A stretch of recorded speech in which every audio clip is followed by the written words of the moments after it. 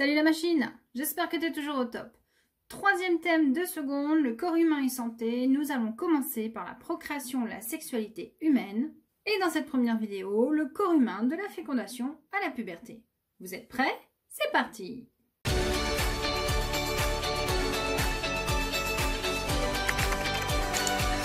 Première vidéo, le corps humain de la fécondation à la puberté. Tout individu possède une identité sexuelle et une identité sexuée, qui peuvent être en concordance ou en contradiction l'une et l'autre. L'identité sexuelle, c'est le sentiment d'appartenance au sexe biologique présent à la naissance, c'est-à-dire qu'on en est de sexe masculin ou féminin. L'identité sexuée correspond à l'identification à un sexe selon les normes sociales attribuées à ce sexe. Dès la naissance, les garçons et les filles sont éduqués et socialisés en fonction de ces modèles de masculinité et de féminité. La construction de l'identité sexuée est la résultante de l'interaction entre les facteurs biologiques, l'influence de la société et la capacité et le désir de l'individu d'être comme on attend qu'il soit. Dans le champ biologique de l'identité sexuée est donc fondée sur l'identité sexuelle. Dans cette vidéo, nous verrons que l'identité sexuelle s'exprime à différentes échelles et que si elle est déterminée dès la fécondation, elle se révèle à la puberté. Les caractéristiques sexuelles d'un individu se déterminent à différentes échelles. Tout d'abord à l'échelle de l'organisme. On parle du sexe phénotypique. Nous allons distinguer dans ce sexe phénotypique des caractères dits primaires, présents dès la naissance, et les caractères secondaires qui apparaissent à la puberté. Garçons et filles possèdent des caractères sexuels secondaires communs, mais également des caractères propres à leur sexe. À l'échelle des appareils reproducteurs, on note une organisation similaire, notamment la présence de deux gonades ainsi qu'un circuit de communication vers l'extérieur. On appelle gonade un organe sexuel qui produit des gamètes, c'est-à-dire des cellules reproductrices. On observe ainsi chez les hommes deux testicules qui produisent des spermatozoïdes et chez les filles deux gonades appelées ovaires qui vont produire cycliquement dans des structures appelées follicules, des cellules reproductrices ou ovules. Nous parlons donc de sexe gonadique. La détermination du sexe d'un enfant peut se faire in utero dès le 4e mois de grossesse. Si le médecin arrive à avoir une vue d'ensemble de ce qu'on appelle le siège, c'est-à-dire les fesses, il va pouvoir repérer soit deux bourses et un pénis, soit une vulve, dont on distingue ici la fente. À ce stade du développement fœtal, l'appareil génital et donc les gonades, jusqu'alors indifférenciées, présente une organisation différenciée, c'est-à-dire soit masculine, soit féminine. On peut se demander quel facteur est à l'origine de la différenciation des gonades. La détermination du sexe de l'enfant se réalise dès la fécondation. En effet, chacun des deux gamètes transporte un lot de 23 chromosomes et la réunification des deux noyaux des gamètes va donner une cellule œuf à 46 chromosomes qui sera à l'origine de l'édification du nouvel individu. La comparaison des caryotypes d'un homme et d'une femme révèle la présence de chromosomes, dont la paire est constituée de chromosomes différents chez le garçon et de chromosomes identiques chez la femme. Ces chromosomes responsables du sexe de l'individu sont appelés gonosomes, car ils sont responsables de la transformation de la gonade indifférenciée en gonade différenciée, soit testicule, soit ovaire. On remarque chez le garçon la présence du chromosome Y inexistant chez la fille. On peut donc se demander si c'est Y qui contrôle le sexe de l'individu, c'est-à-dire le type de gonade qu'il va développer. Certains individus présentent des anomalies de caryotype. C'est le cas des individus atteints du syndrome de Klinefelter. Ils sont XXY. Chez ces individus, nous avons des testicules présents, mais qui ne produisent pas de spermatozoïdes. Les organes génitaux et les voies génitales sont de type mâle, mais on va voir apparaître des caractères sexuels secondaires de type féminin. Chez les individus présentant le syndrome de Turner, X0, les ovaires sont présents, mais non fonctionnels. Les voies génitales et les organes génitaux sont féminins, avec des anomalies. Ainsi, X semble déterminer le sexe féminin, et Y semble déterminer le sexe masculin. Je vous rappelle qu'un chromosome correspond en réalité à une pelote d'ADN, et que si sur l'ADN on distingue des portions correspondant à des unités d'information, par condensation nous allons pouvoir retrouver ces unités d'information appelées gènes sur un chromosome. On peut donc se demander quel gène porté par Y est responsable de la différenciation des gonades en testicules. Le chromosome Y ne possède pas beaucoup de gènes. Certains garçons sont de phénotype XX. C'est ce qu'on appelle le syndrome de la chapelle. En étudiant leur paire de chromosomes X, on s'aperçoit que sur l'un des chromosomes X, la partie terminale du petit bras correspond à la partie terminale du chromosome Y et que sur cette partie terminale, on retrouve le gène SRY. Vous allez me dire, comment un morceau du chromosome Y, c'est-à-dire le gène SRY, s'est retrouvé sur un chromosome X. C'est ce qu'on appelle un phénomène de translocation.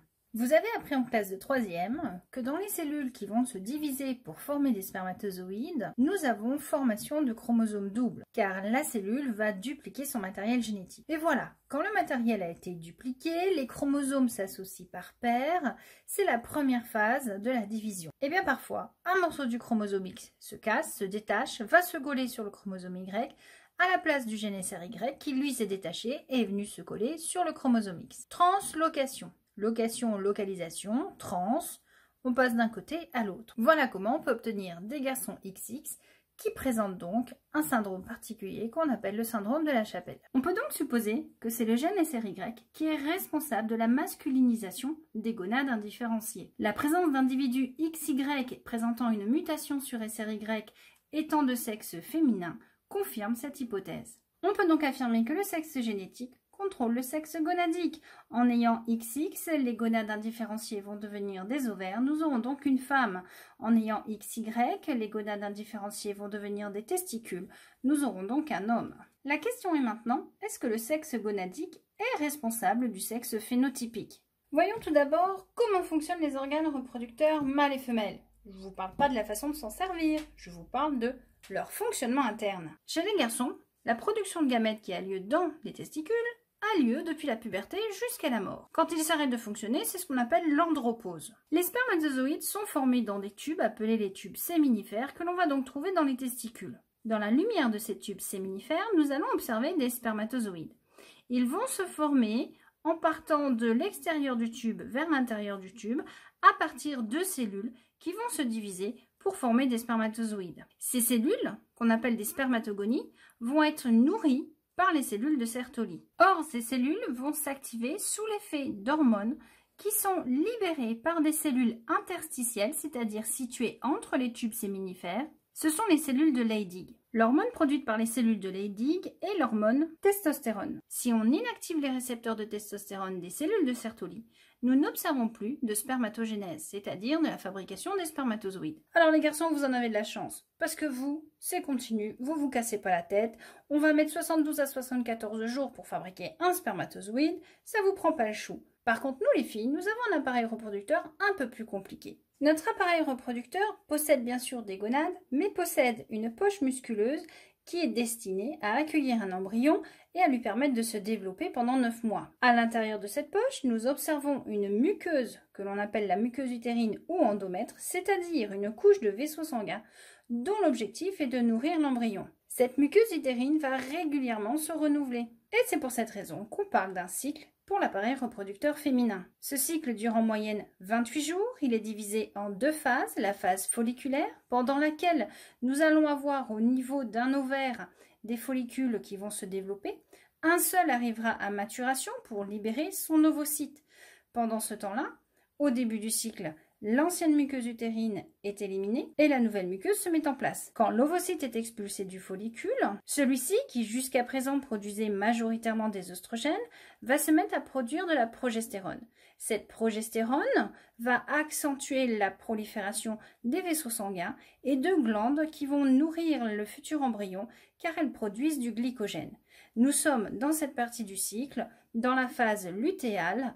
La lutéine est un pigment jaune. Nous avons appelé cette phase lutéale car le follicule se transforme en un corps qu'on appelle le corps jaune, car il est jaune. 14 jours après la libération de l'ovocyte, s'il n'y a pas eu fécondation, la muqueuse utérine va se détruire et de nouveau nous aurons des règles. Le cycle recommence. Les hormones jouent donc un rôle prépondérant dans le fonctionnement des appareils reproducteurs.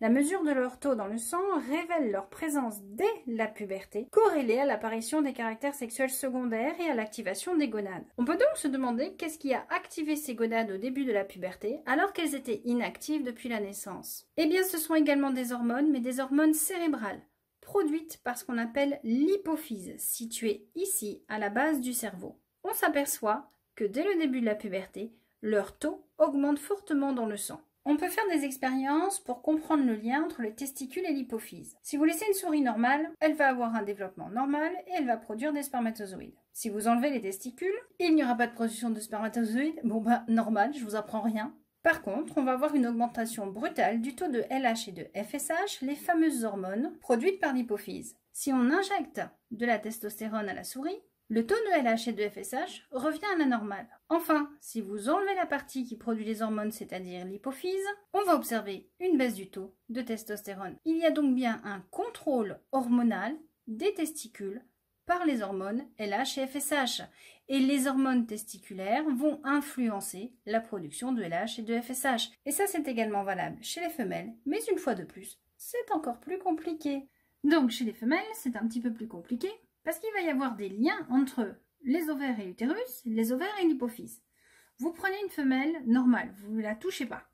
Elle va avoir un développement normal de son appareil reproducteur et donc il va y avoir un développement cyclique de la muqueuse utérine et un fonctionnement cyclique des ovaires. Si vous lui enlevez les ovaires, on va remarquer un arrêt du développement de la muqueuse utérine et on va remarquer une augmentation du taux de LH et de FSH.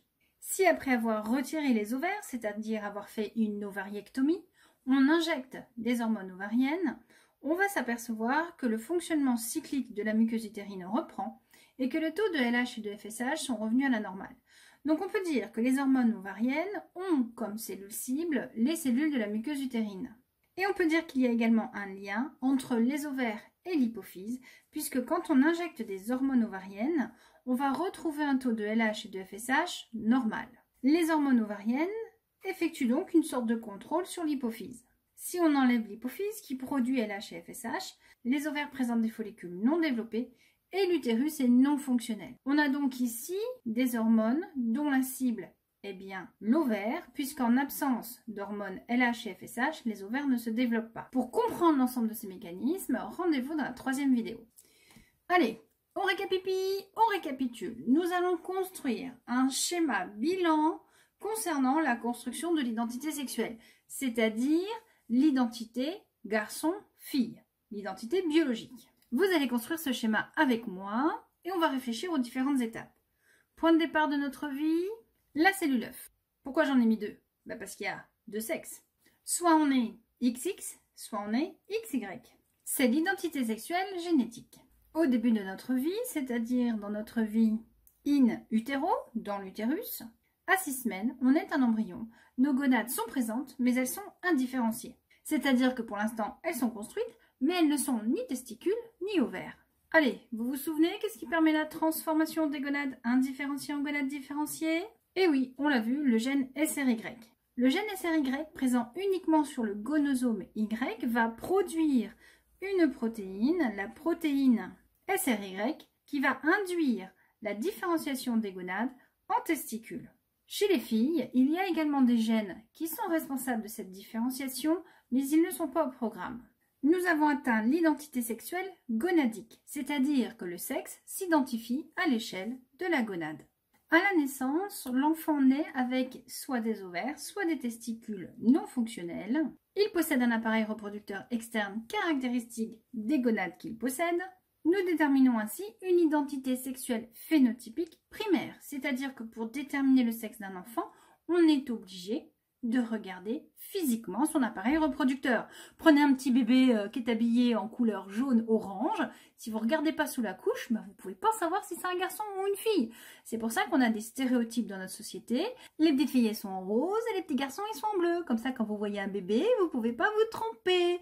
Sauf si la maman, elle aime les petites filles en bleu et là, vous faites des boulettes. Bref, vers l'âge de 10-12 ans, la puberté commence. Et là, qu'est-ce qui se passe? Eh bien, il y a beaucoup de choses qui changent. Tout d'abord, les gonades se mettent en route, elles s'activent. Mais qu'est-ce qui va les activer? Ce sont les hormones LH et FSH produites par l'hypophyse et dont les cellules cibles sont les cellules des ovaires ou des testicules. Sous l'action de ces hormones, les ovaires et les testicules vont s'activer et vont se mettre à leur tour à produire des hormones, œstrogènes chez les filles et testostérone chez les garçons. Et c'est là qu'on va se rendre compte que le système est à la fois complexe mais génial. Les œstrogènes vont agir sur l'ensemble de l'appareil reproducteur féminin, qui va devenir fonctionnel. La testostérone va agir sur l'ensemble de l'appareil reproducteur masculin, qui va devenir fonctionnel. Mais n'oubliez pas que testicules et ovaires font partie de l'appareil reproducteur, ce qui veut dire qu'elles agissent sur elles-mêmes. N'oublions pas qu'ovaires et testicules sont contrôlés par LH et FSH, et donc durant toute notre vie, l'hypophyse va produire ces 2 hormones afin de faire fonctionner nos appareils reproducteurs. Et ces appareils vont fonctionner durant notre vie d'adulte jusqu'au moment où ils s'arrêtent, c'est-à-dire l'andropause chez les hommes et la ménopause chez les filles. Alors ça veut dire quoi? Qu'est-ce qu'ils vont faire ces appareils reproducteurs? Eh bien, ils vont continuer à produire des hormones. Chez les filles, les oestrogènes et la progestérone vont permettre l'apparition d'un cycle de l'utérus avec les règles, des ovulations cycliques, mais ils vont également participer à la mise en place des caractères sexuels secondaires. Chez les garçons, production de spermatozoïdes et caractères sexuels secondaires. Donc qu'on soit bien d'accord, l'action des hormones commence dès la puberté et continue tout au long de la vie. On parle de l'identité sexuelle phénotypique secondaire.